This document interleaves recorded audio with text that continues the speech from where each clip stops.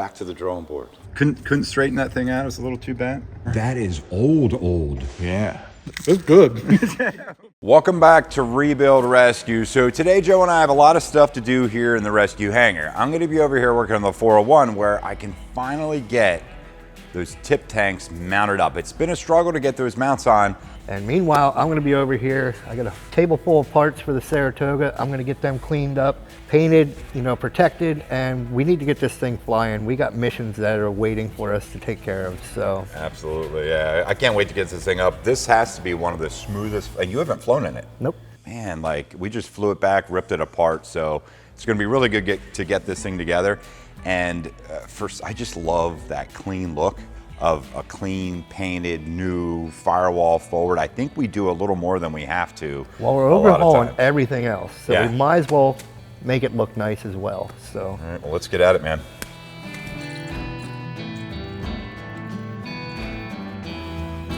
So before we get these tip tanks installed, we actually got to look and make sure that everything is correct inside of it. There's a whole bunch of fuel lines in here. There could be another fuel pump as well. So this might be a 2 fuel pump system tank. There was a difference in some of the 402s. We were looking in the manuals, literally you could have 2 sitting next to each other and the fuel system could be a little bit different. So we have to check that and just to make sure, because that wouldn't be good.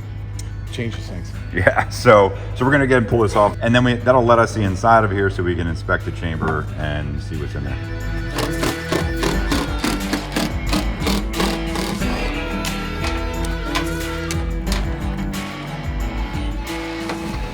Way.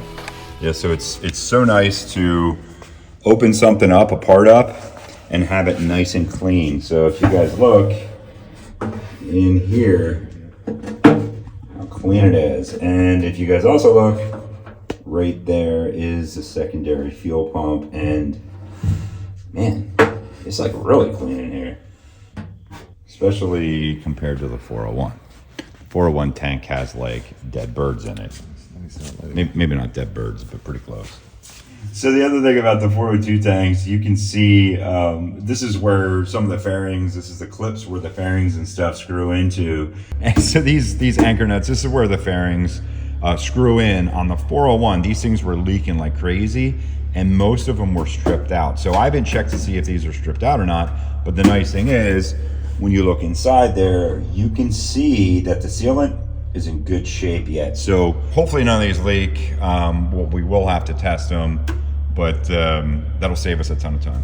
I want to remind you guys that we do have the free abandoned car giveaway. If you haven't caught any of the videos, make sure you do, because we're giving it away to you guys absolutely free.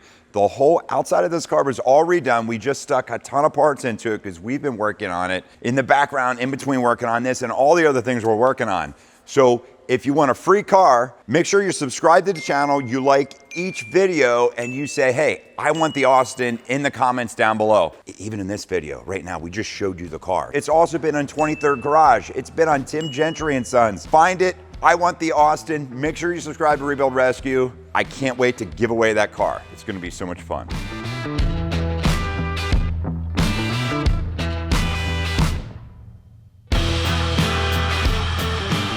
So while Greg and I were over working on the 401, Joe was over getting all the parts of the Saratoga engine vapor honed, blasted, and all cleaned up.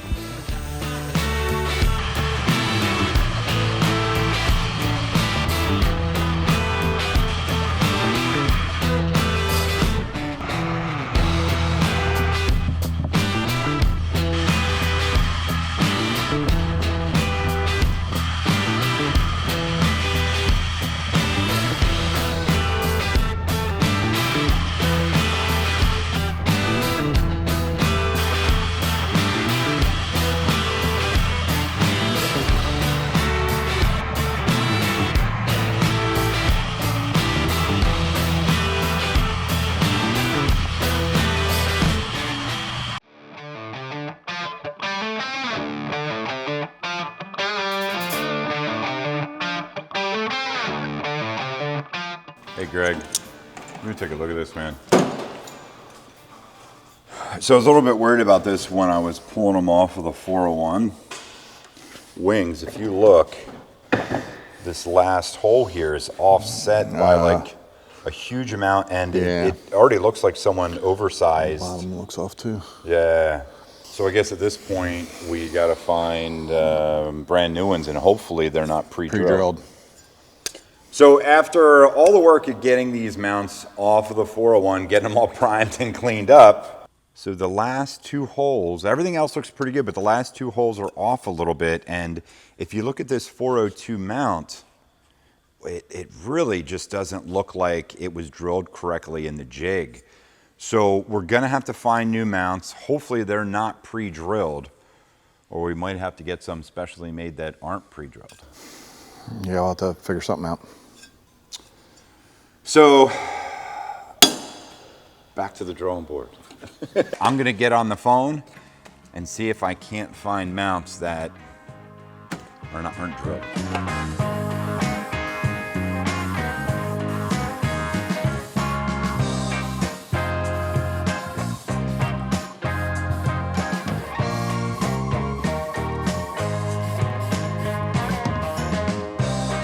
Now that we got these Saratoga parts in primer, we'll be spraying them in a high heat black enamel paint, which will match the rest of the engine bay, so when we get the engine back and reassembled, everything will look all clean.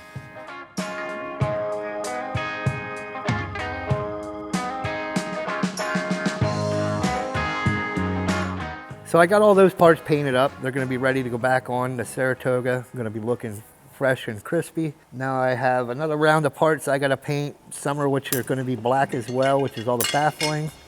Then I have all intake parts, and we're going to take them and we're going to paint them Lycoming gray. That'll make it match the engine. That's the same color they use on the blocks, so it should make it look really nice and clean and ready to go.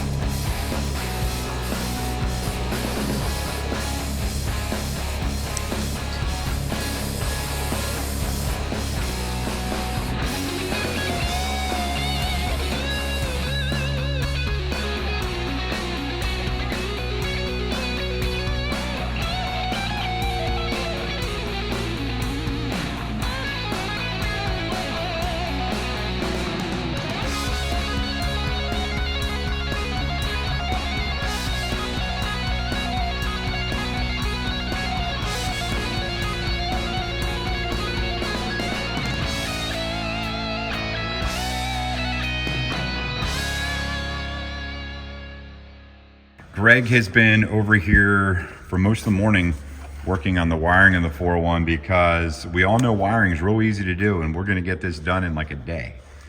So this is going to take like a long time. We have a ton of pinning out to do and stuff, and we're not going to bore you guys with pinning out every single thing and showing you every aspect of all the wiring and stuff, because quite frankly, it's going to take a number of days, if not weeks, to do that.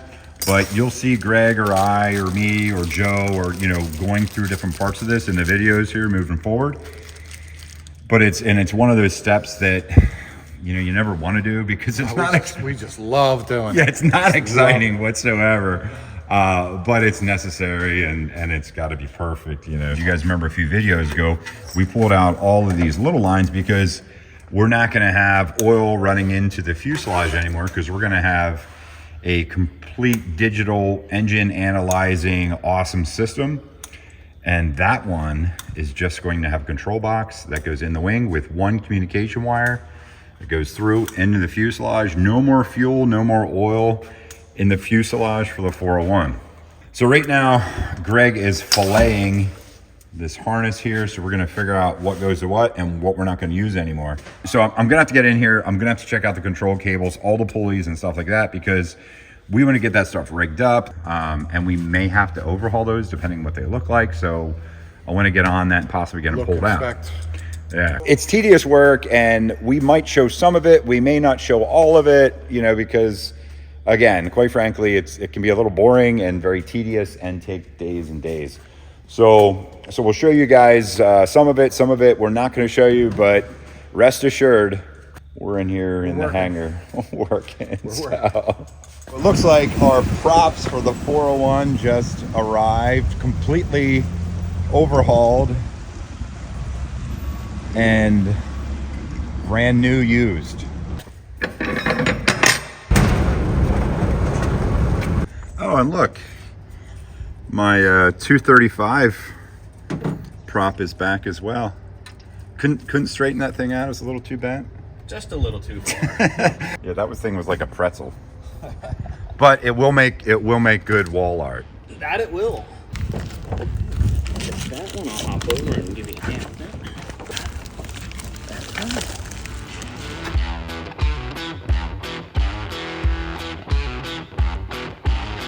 We come back into the hangar from being at lunch, and I walk up to Greg, and there's a ton of wires in the floor. It's dead weight. It's dead weight. Everything from them tubes coming in the back of the wing, Okay. back can come out. All right, so we can pull all that stuff out. All that stuff can come out. Okay. So all that stuff was all of the old vacuum autopilot stuff, and we're taking that out. So, and that was I kind of don't understand all why back they in didn't here. Take it out. I guess because the Century didn't have the rudder. Oh, that is old. Yeah, that's old. So They that have had a nothing to do Matic with 800. that had nothing to do with the S-Tech. That was like that old That's vacuum. That's vacuum. You'll see the actuators up here. You'll see it's Okay. two big vacuum. You know, tubes. and when you were talking about that yesterday, I thought about it, and I thought because the S-Tech 55, I think, is in there now. That doesn't have vacuum. no Right. So that was old stuff, original equipment. old That stuff someone that they left in here. there. Yeah. That panel's looking a little empty as far as wiring goes. Like I just looked in there, and it looked a lot more empty. Yes. Wait a second, that whole vacuum hose assembly? Yeah, the whole vacuum hose assembly can come out. There should be another one on this side, back behind here. It might not be, but huge amount of stuff. a lot of these static lines. That includes this line up top here. These- that big aluminum line up there. I think so. Yeah. Now it might just be one of those because that's the shuttle valve. If one side fails, it blocks it off so the other side runs it. There might only be one of those. You'll have to see where this line goes. It might just go out. Okay. These lines here can come out, and then I was just starting to sort like the little stuff. This is the lighting. This was all the engine. Whatever was in this engine stack. So I'm sure some of this we're gonna lose. Okay. So the other thing I talked about doing is replacing all, or at least, I might as well just replace these things. Yeah. Yeah, so we got like a ton of cutting to do yet, and tracing and marking, but you already got a lot of it done. All right, well, let's keep on rocking on this, man. It looks good. I'm getting excited. So while Joe's out there working the Saratoga parts and Greg's out there working on some of the electrical, I'm gonna come in here and I'm gonna work on all of these control cables. So there are a ton of these control cables that are running from like this trim, from the the elevator trim to the aileron trim over here. They run down through the floor, and they're hooked to like chains, and they have all these little pulleys that are up in here. So I'm gonna go ahead and I'm gonna clean every single one of these pulleys. I'm gonna start at the front. I'm gonna follow the cable. I'm gonna inspect every inch of that cable, and I'm gonna follow it down through the floor here, make sure all that stuff's good. And then you can see a few of these are unhooked right now. So I'm also gonna go ahead, I'm gonna hook them up temporarily, make sure everything's hooked to the right one. As I did look at these cables, they all looked good. So I think we'll be in good shape. I don't think any need replaced, but as we get back to like the tail, we may find one or two that does. Hopefully not, because, well, these are like 30-some foot long cables that run all the way back there. So it's a big job, and we got to get it done. So I'm going to jump right in.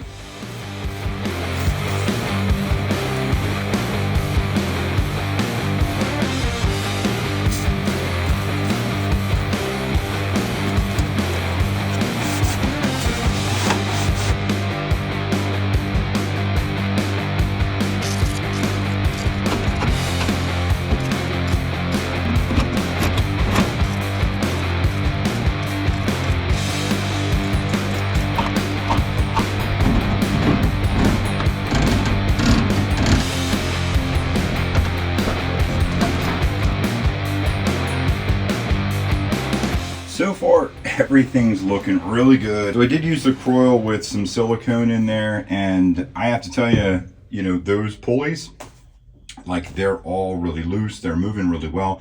There's no bearing or bushing noises or any spots in them that are bad.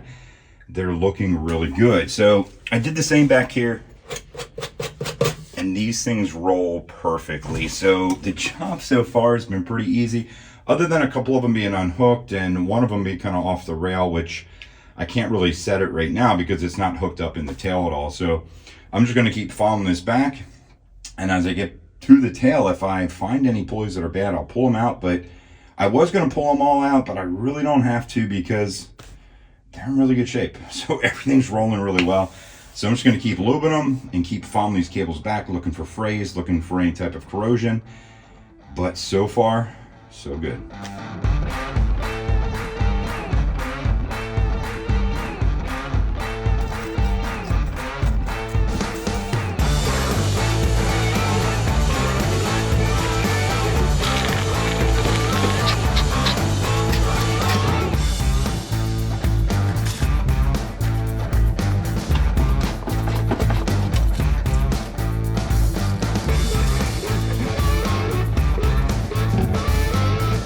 All right, so I got all the control wires, all the pulleys, all inside the fuselage here, all cleaned up, all working perfectly. The only ones I have to do is from the tail back. So luckily, everything is looking really good. There's no corrosion, there's no rust, there's no anything, and the pulleys are cleaning right up. They're all spinning freely. I have a feeling whoever was maintaining this used a lot of lubricant, you know, when they did the annuals, which has helped so much in making sure that these things are free. If anything, I have, you know, a little bit of dry lube that was in them from before. Once we got some fresh lube in there, got it spinning, you know, used the coil with silicone in it because, I mean, the stuff works so good. It's going really well. Then we may go ahead and hook up those wings. So when we get the ailerons on, we can make them work. We can see them work. Just another step down. We're getting there, guys. We're getting there. So it feels good, and it's looking really good.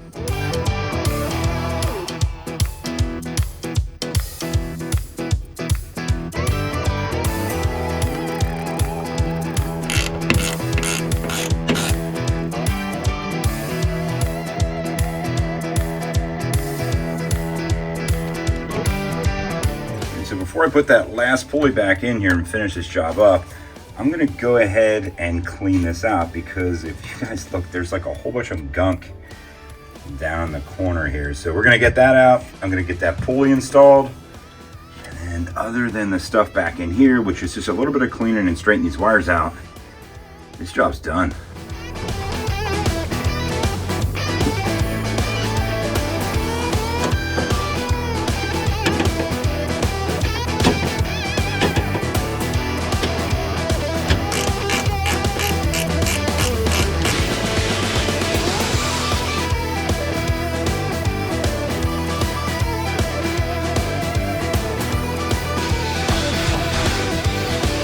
All right, so I'm back here in the tail of the 401, and I have to tell you, I don't fit too well in here. So we have a couple things to hook up in this tail before we can get these wires all hooked up the right way.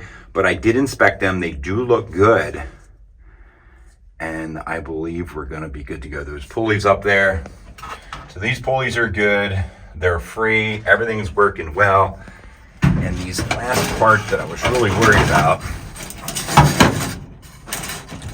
is this chain assembly. And other than being full of a lot of grease and lube, it's good to go. There's no corrosion back here. It's looking really good. So I'm feeling good about this. Now we do need to get a couple pieces installed on the tail before we can hook all these flying wires up. And so we do have the servos for the SDEC autopilot here and up here. And that's the one we may end up using, but I'm trying to get another autopilot that we might be able to get approved for the 401 that I think may work a little better for our missions. So until we know that, I'm not gonna bother hooking all of these wires up, because if this changes, that changes where we're gonna have all of our wiring and the routing and everything else. But the biggest thing is they look really good. They're in great condition and everything's gonna work really well. We're not gonna have to replace any of those wires, which I'm really happy about. So it's one expense we won't have, and it's going to save us a little bit of time. So we got so much stuff done on the 401, and we also got a lot done on the Saratoga, but we have so much more to go. Guys, thank you so much for being here. Thank you for being the biggest part and the most important part of Rebuild Rescue. Have a great day. So we just got a present from Plane Care. Plane Care has been instrumental in helping us with the 401. Whenever we send them a part to the 401 or any airplane, they really hook us up and they get it done. And Ray Ricker, the general manager from Plane Care, sent us this cool crate here.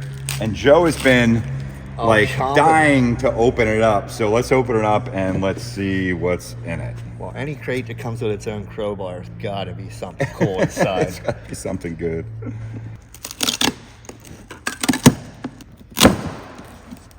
Let's see what's in here.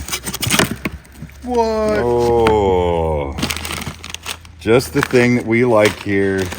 Ray and all the folks out of Plane Care, thank you so much. It means a lot to us.